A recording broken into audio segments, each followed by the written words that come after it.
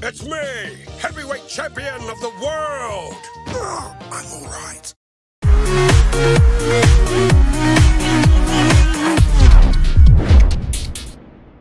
Well, welcome in.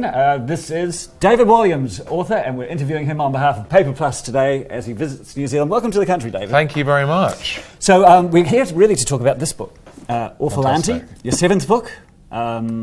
6 million copies sold so far in the UK alone? Of all the books. Of all the books. It would be nice if that had sold 6 million copies. It would be one of the best-selling books of all time. But #1 for 6 weeks in its first 6 weeks of release. That's right, yeah. You must be blown away by the success of it. Well, yeah, it's a thrill. You write the books because you love writing and you hope that kids are going to enjoy them.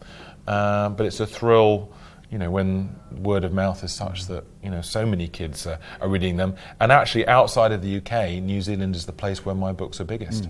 And it's great that the kids love it, but it's great that the reviewers love it. I saw that The Guardian says it's your best book ever. Well, that might not be saying much if they didn't like the others. But yeah, I mean, you want that too. You know, you put your heart and soul, especially when you're writing something, into anything you do, but particularly when you write something, it feels very personal because it comes just from you. So it's crushing if people don't like it. But fortunately, they've all seemed to have gone down well. Well, it's here. It's at Paper Plus, and you can tell there's obviously an Awful Aunty. Yeah. There's obviously a wild great owl as well. Can you, without giving away too much, tell people what Awful Auntie's about? Oh, well, it's about this little girl, Stella, and she wakes up, her parents are gone, and this lady is looking after her evil Aunt Alberta, and this is Wagner, who's Aunt Alberta's great Bavarian mountain owl. It's sort of like a henchman, really, you know, like in the Bond films where they have Oddjob or Jaws. For Aunt Alberta, it's her owl, and it's all set in the 1930s in a country house. The rest of my books are all set in the present day in Britain, but this I wanted to do something really different. Interesting, you said Wagner, because we were wondering whether kids would want to call it Wagner.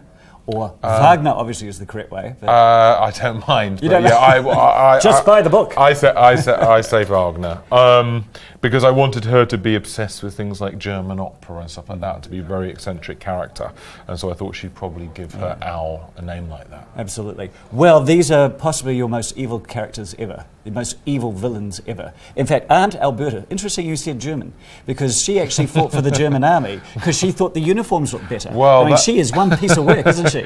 That's what I say in the book, yeah. I say unusually for someone who was British, she chose to fight on the German side. This was in the First World War before the book was set. I wanted to give her an amazing backstory as well.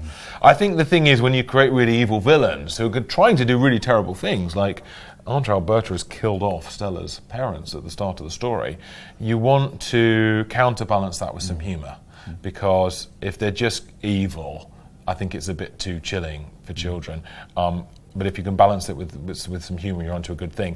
And my hero, as a writer, is Roald Dahl, who managed that perfectly. That's right. And his books go into incredibly dark territory, but he always manages to balance it out with some humour that slightly makes it, you know, more acceptable. That's right. And kids like that, a little bit of horror. Like Lemony Snicket as well, you know. Yeah. The kids are being slightly tortured, but you cheer for them, you root for them, there's humour around it, and in the end everything kind of turns out, doesn't it? Yeah, definitely. I think children, we underestimate really what children want to read. We think of children's books as they should be cutesy, you know, books about princesses and unicorns and things like that, but I think the children's authors that have really flown are the ones, the darkest ones. Yeah. Even the Harry Potter world is a pretty dark world. Is it true that Aunt Alberta was modelled on Miriam Margolyes talking about Harry Potter, well, Professor Sprout? I did model the character on her, and I was in a play at the time in London, and she came to the play, and she's a very eccentric lady, and she said something really obscene to me in front of my aunt who happened to be there, which I can't repeat. But it often helps me because I'm used to writing characters from scripts with Little Britain. I'm used to acting out the characters. Yeah. So it helps me if I've got someone's voice in my head. And in this book, Mr. Stink, I was actually at the time doing a play in London with Sir Michael Gambon, who plays Dumbledore. Yes. Dumbledore in the Harry Potter films. Dumbledore, that was his name. Yes. And so he was an inspiration there. I had his voice in my head when I was writing the book, so that just helps me, and it's part of my process. And look at that! That looks just like Michael Gambon, doesn't it? Particularly in The Singing Detective, you know, when everything was falling apart. You remember? You had the psoriasis, but there we go. Now, actually, talking about these illustrations, Tony Ross And you mentioned Roald Dahl before. He actually illustrated for Roald Dahl as well. So you've got a kind of connection. Both these authors did, because this one's illustrated by Sir Quentin Blake, who's gone on to illustrate all of Roald Dahl's books, bar one or two.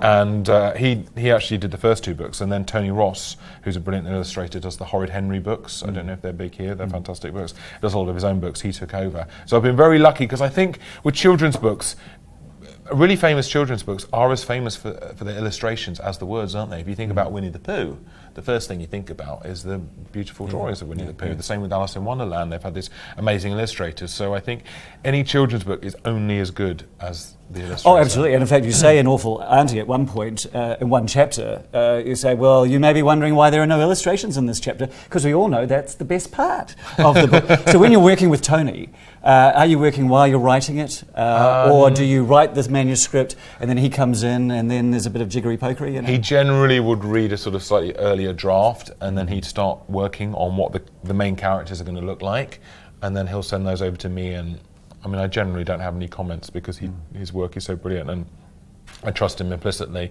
And then eventually the book starts really taking shape, and it's sort of ready to go, and then he adds in all his illustrations. And he also chooses where the illustrations should go.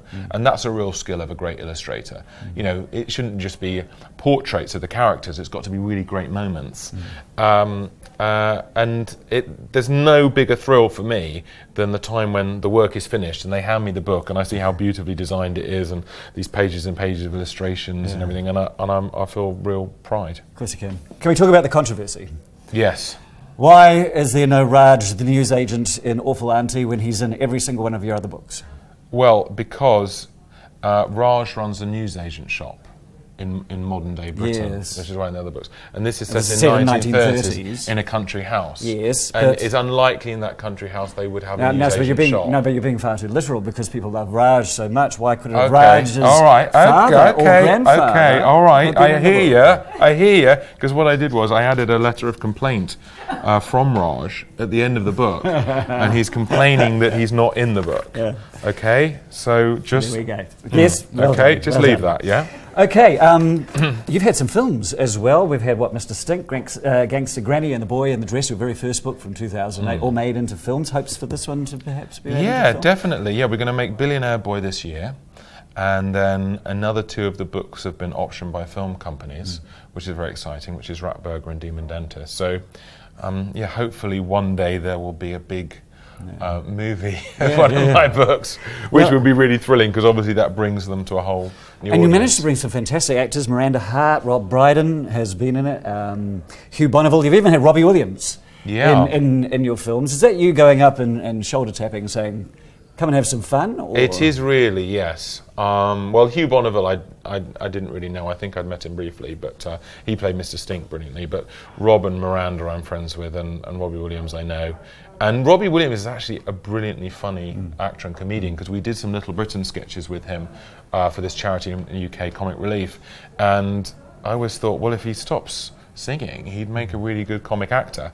And he plays this ballroom dancer and Gangster Granny. It was very, very funny. And Kate Moss, the international supermodel, who you'll have heard of, she was in the movie version of Boy in the Dress, which was really exciting. But it's not just that you're mates, it's also the pulling power of your 7 books so far, and the fact that adults love them just as much, you know. And of course they're all available from Paper Plus.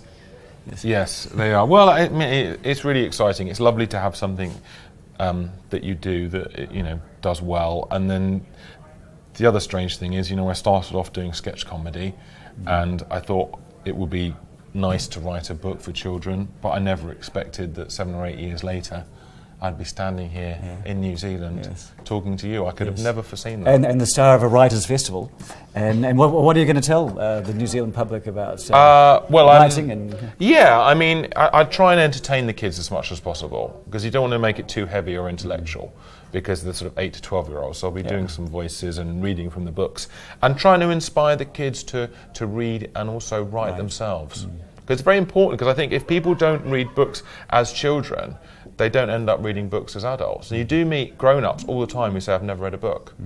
And I think they just didn't find the right book when they were a kid. Well, it's a very good thing to do, and of course, Awful Aunty right now, inspire your kids. It's available at Paper Plus. David Walliams, thank you. I think we should mention Paper Plus one more time. I think, yes, it's right there behind my Paper left. Plus. Paper Plus. Paper Plus. Paper Plus. Paper Plus. David, all the best. Thank you. Paper Plus.